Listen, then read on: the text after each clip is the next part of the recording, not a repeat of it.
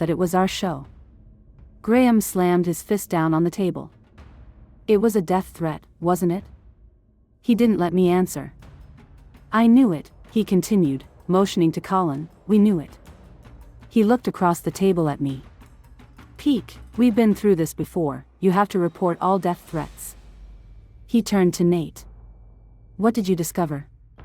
Malcolm Dane's fingerprints are all over the threats. And in the threats, he wrote, and next I will kill you. A slow, painful way to go. Like a frog in a slowly heating pan. That is my ingenious plan, Nate supplied, stacking his fork, knife and napkin on his plate. When he says, a slow painful way to go, I think he might be referring to the DP-119. That would be my guess, Graham agreed, leaning forward. He rested his elbows on the table, propping up his chin with his intertwined fingers. Peek, I want you to cooperate fully with that bad bedside manner doctor of yours until this is over.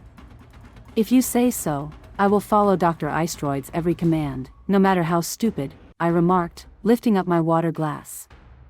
I put it to my lips and sipped it. But I am not going to stay on bed rest for the rest of my pregnancy. We can't spare you for that long, Graham concurred, giving me a small smile. Anyway, if you were to be on bed rest for that long, I don't think Jag or the kids would survive. I know Dr. Manning wouldn't, Colin interjected, cutting his lasagna into tiny pieces before eating them. The table erupted into laughter. After the laughing calmed, Bree wondered aloud, is taking him apart considered murder? I know he's a Freedom Alliance officer, but he's a machine. She looked to Graham. I don't know, when he made that remark about me sleeping with Peek, Graham answered, clenching his fists, I was tempted to rip his head off. If you would have let me, I would have made him rue the day he ever stepped foot on the Liberty, Nate told him, glancing at me, then back at Graham. You should have heard how heartless Manning was when I asked what gender Abby was.